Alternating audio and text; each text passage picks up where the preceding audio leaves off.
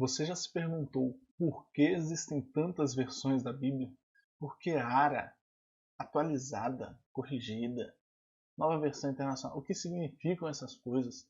Será que uma está mais certa que a outra? Será que qual que eu tenho que usar? Qual que eu devo escolher? Se você já teve essa dúvida, já se perguntou isso, então fica no vídeo que nós vamos falar um pouco sobre isso e usar hoje no Salmo de número 11, no dia 12 aqui do Projeto 183, nós vamos usar 3 versões da Bíblia e eu vou te ensinar como fazer isso. Bora pro vídeo.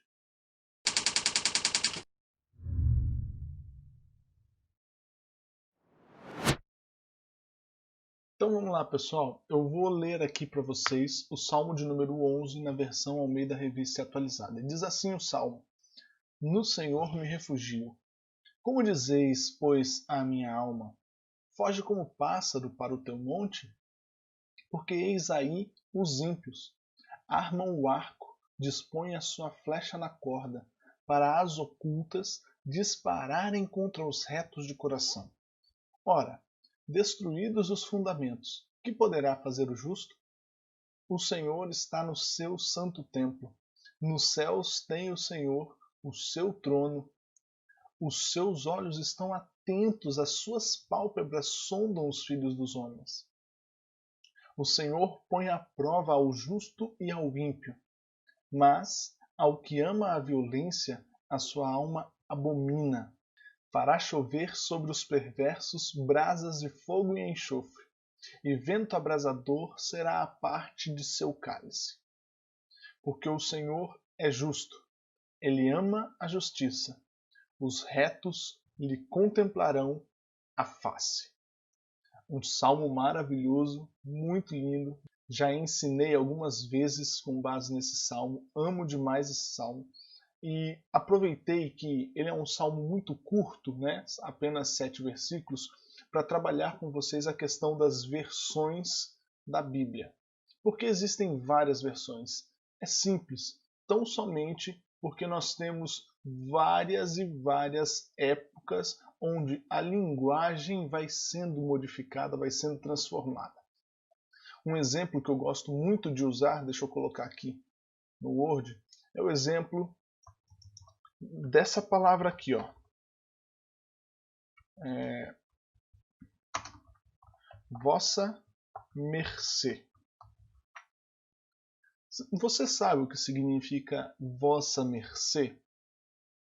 Vossa mercê era a forma como as pessoas se dirigiam umas às outras antigamente, para chamar a pessoa. Vossa mercê poderia fazer tal coisa?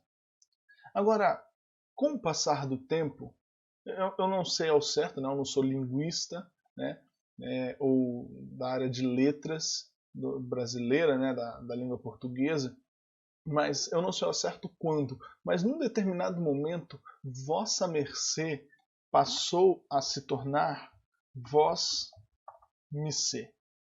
Vós mercê poderia fazer tal coisa, mas a gente fala vós mercê? Não. Em algum momento, isso se tornou você. Você poderia fazer tal coisa? Mas, hoje, na nossa linguagem coloquial do dia a dia, isso aqui está se tornando o quê? Se. Ou melhor, ou talvez, porque a gente não fala você, a gente fala você vai lá em tal coisa, você vai lá. Né? Quando a gente está escrevendo, a gente coloca você. Ou quando a gente está escrevendo, a gente coloca VC.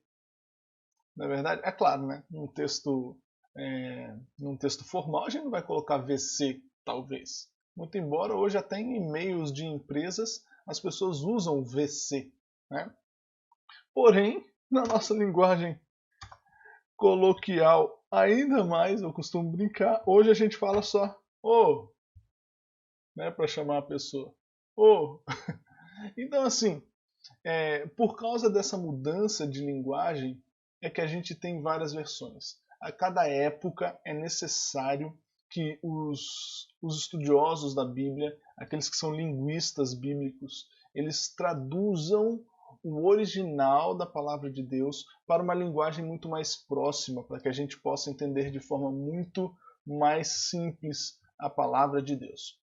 É claro que existem versões talvez um pouco melhores que as outras em alguns pontos, mas para entender, diria 95% da Bíblia, todas as versões são versões muito boas, né? Todas as versões aí, pelo menos da Sociedade Bíblica do Brasil, a Sociedade Bíblica Trinitariana, são realmente Bíblias muito boas, são instituições sérias, né, com a palavra de Deus e que vão produzir boas versões para nós. Então, bora lá para o nosso texto de hoje. Eu quero mostrar para vocês essas 3 versões. Está aqui então o nosso Salmo em 3 versões. Primeiro, nós temos, deixa eu jogar aqui um pouquinho para cá que vocês vão conseguir ver melhor. Aí. Então, primeiro nós temos a Bíblia Almeida Revista e Atualizada, na primeira coluna, a NVI e a Bíblia Viva. Vamos lá. Almeida Revista e Atualizada foi a versão que a gente leu, ok? Eu vou ler versículo por versículo. Olha só as diferenças entre as versões. No Senhor me refugio. Como dizeis, pois, à minha alma, foge como pássaro para o teu monte? NVI. No Senhor me refugio, igualmente. Como então vocês podem dizer-me, fuja como um pássaro para os montes? Praticamente da mesma forma. O Senhor é o meu lugar seguro. Opa, já traduziu refúgio para lugar seguro onde me escondo. Olha que diferença. Por que então vocês vêm me dizer, fuja para as montanhas, como um pássaro, lá você ficará em segurança? Olha só, para a gente entender isso aqui, a Bíblia Viva já trouxe um pouco mais de luz para nós, no sentido de que o refúgio é um lugar onde a gente se sente seguro, é um lugar seguro onde a gente se esconde, porém tem pessoas falando para a gente fugir para o monte, porque lá no monte a gente vai ter segurança. Uma contraposição entre a segurança em Deus e a segurança, vamos dizer, em qualquer coisa deste mundo, certo? Qual é o teu monte? Qual é o lugar onde você se sentiria seguro que não fosse Deus, ok? Verso de número 2. Porque eis aí os ímpios, armam o arco, dispõem a sua flecha na corda, para as ocultas dispararem contra os retos de coração. Vejam, já começa com uma interjeição, a NVI.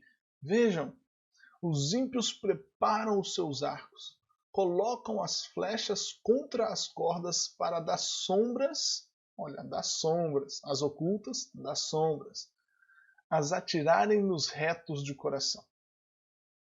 Por toda parte, os homens que não temem a Deus, ou seja, os ímpios, está vendo? Ele já coloca aqui ímpios como algo mais inteligível, ou seja, os homens que não temem a Deus, preparam suas armas, preparam os arcos e flechas, fazem pontaria e procuram destruir os retos de coração, as pessoas honestas e justas. Muito bem. Verso 3. Ora, destruídos os fundamentos, que poderá fazer o justo? NVI. Quando os fundamentos estão destruídos, que pode fazer o justo? E a Viva. Ora, quando a lei e a justiça, que são os alicerces da sociedade, são destruídos assim, parece que o justo só tem uma saída: fugir. Por que ele já fala que a saída é fugir, sendo que as outras versões falam que poderá fazer o justo? Porque lá no versículo 1 ele já falou sobre fuja para a montanha, fuja para o seu lugar seguro. Mas você viu que ele pegou aqui as palavras fundamentos das outras 2 versões e trouxe quando a lei e a justiça, que são os alicerces da sociedade, ou seja, quando os fundamentos da sociedade, certo? Quando eles são destruídos, parece que o justo só pode fazer uma coisa: fugir. Verso 4. O Senhor está no seu santo templo. Nos céus tem o Senhor seu trono. Os seus olhos estão atentos As suas pálpebras sondam os filhos dos homens. O Senhor está no seu santo templo. O Senhor tem o seu trono nos céus. Seus olhos examinam os filhos dos homens. Tudo ok. Aqui, da ARA para a NVI, a gente percebe que a diferença está, por exemplo, em colocar a frase na forma direta. Como assim? Olha só. Nos céus tem o Senhor o seu trono. Ou seja, ele coloca primeiro o lugar, para depois colocar o verbo, para depois colocar o sujeito, para depois colocar o objeto. Nos céus, adjunto, tem o Senhor, ou seja, o verbo tem, o Senhor, o sujeito, seu trono, o objeto. Agora, aqui na NVI ele já costuma colocar as frases na ordem direta, que fica muito mais fácil para a gente ler. Olha só. O Senhor tem o seu trono nos céus. Ninguém de nós falaria, nos céus tem o Senhor o seu trono. Mas em épocas atrás se falava assim, por isso a Almeida Revista Atualizada e a Almeida Revista Corrigida são versões mais antigas. Eu as amo, principalmente a atualizada. E eu uso muito elas também. Porém, para facilitar na leitura, algumas versões como a NVI já trazem a frase na forma direta. E aí fica muito mais fácil, porque é a forma como a gente fala hoje. O Senhor tem o seu trono nos céus. É assim que a gente fala, ok? E aí a Bíblia Viva, que traz um pouquinho de explicação. Mas o Senhor continua presente no seu santo templo. Ou seja, continua presente. Está, continua presente. Ele é o grande rei e o seu trono fica no céu. Ele observa a vida dos homens com muita atenção. Seus olhos veem o interior de cada pessoa. Então veja que ele coloca essa parte, seus olhos observam, como ele observa a vida dos homens com muita atenção. Ele já adiciona um pouquinho de interpretação nesse texto. Vamos lá, verso 5. E o verso 5 vai nos dizer o seguinte: o Senhor põe à prova ao justo e ao ímpio, mas ao que ama a violência, sua alma o abomina. O Senhor prova o justo, olha só, põe à prova. O Senhor prova o justo, mas o ímpio e a quem ama a injustiça, a sua alma odeia. Quando ele coloca aqui violência, né, não é necessariamente a violência de cometer algo muito violento no sentido assim de aos olhos, né, como a gente entende a violência hoje. Mas ele está falando de injustiça. O Senhor põe à prova quem obedece a ele e quem não lhe dá importância. Ele tem ódio de quem vive à base de violência. Olha só como é muito mais direta. A sua alma odeia, a sua alma abomina. Ele tem ódio ou ira. Ele está irado contra quem vive à base de violência ou de injustiça. Verso 6. Fará chover sobre os perversos brasas de fogo e enxofre, e vento abrasador será a parte do seu cálice. Sobre os ímpios ele fará chover brasas ardentes e enxofre incandescente. Vento ressecante é o que terão. Olha só. E agora a Viva castigará os pecadores desobedientes, já traduz aqui o que são ímpios ou o que são os perversos, castigará os pecadores obedientes com uma chuva de fogo e enxofre. A recompensa das maldades dessa gente, olha só, a recompensa das maldades dessa gente será o vento quente da ira de Deus, da ira do Senhor. E, por fim, verso 7, porque o Senhor é justo, ele ama a justiça, os retos lhe contemplarão a face. Pois o Senhor é justo e ama a justiça. Os retos verão a sua face. Você vê, aqui ó, os retos lhe contemplarão a face. Isso não é uma forma como a gente fala hoje, mas aqui, os retos verão a sua face, ou os retos contemplarão a sua face. Ok? O Senhor ama a justiça, porque ele é justo. Quem obedece de coração sua lei viverá na sua presença. Contemplar-lhe a face, contemplar a sua face, ver a sua face, significa viver na sua presença. Você vê que como traz muito mais riqueza a gente lê isso, porque eu só coloquei 3 versões aqui. Até o espaço físico, vamos dizer assim, do vídeo não me permite muito colocar mais versões. Mas eu costumo estudar com 6 versões. E só de ler as 6 versões, a minha mente faz assim, ó, na hora de aprender as escrituras. É muito interessante.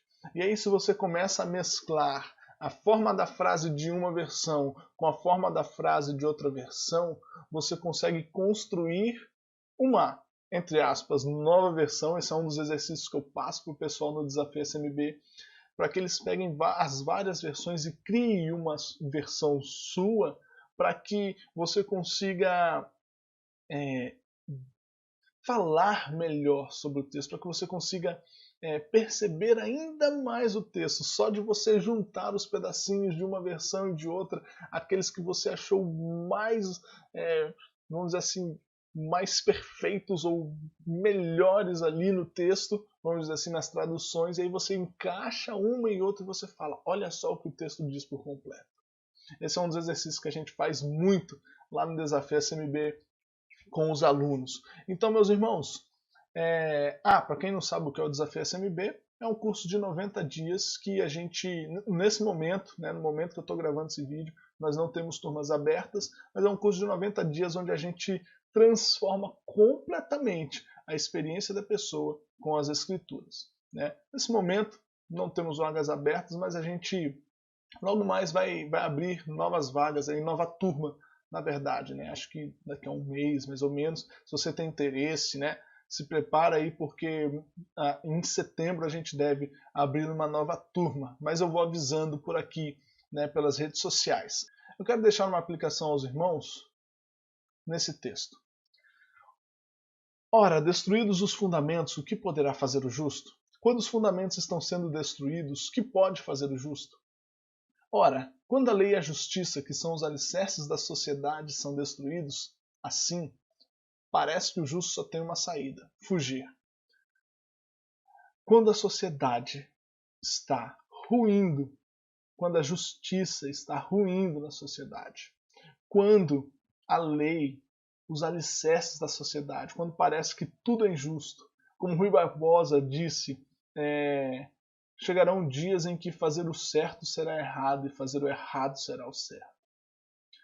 Quando a gente vê a sociedade só decaindo, quando a gente vê todos os homens, ou a grande maioria dos homens, e principalmente aqueles que deveriam ser o maior exemplo, que são os que estão no poder, quando a gente vê esses homens sucumbindo ao suborno, sucumbindo à corrupção, sucumbindo ao interesse próprio tão somente, o que podemos nós, justos, servos de Deus, fazer? Será que é fugir? Será que é ir para uma alta montanha nossa? Será que é firmar a nossa segurança no dinheiro? Será que é firmar os nossos pés, talvez, na nossa saúde e nos refúgios que temos e que nos parecem muito seguros? Nosso status, nossa posição? Não. O que pode fazer o justo? Independente do que está acontecendo na sociedade, Deus continua no seu santo monte. Deus continua observando todas as coisas. E saiba que Ele colocará à prova todos os homens.